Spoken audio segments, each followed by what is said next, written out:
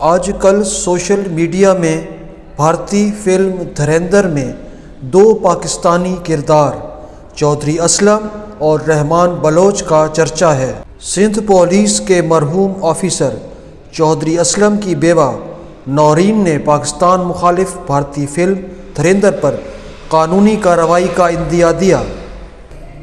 ان کا کہنا کہ متنازع بھارتی فلم میں ان کے شوہر کے کردار کو غلط انداز میں پیش کیا گیا۔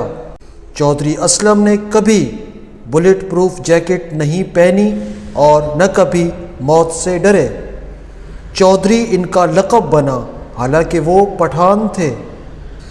نورین اسلم کا کہنا تھا کہ چودھری اسلم کے کردار کو صرف لیاری آپریشن تک محدود کر دیا گیا، جبکہ انسداد دہشت گردی میں ان کی خدمات بے پناہ تھیں اور انہوں نے کراچی میں طالبان کے نیٹ ورک کو ختم کرنے میں اہم خدمات سرانجام دیں۔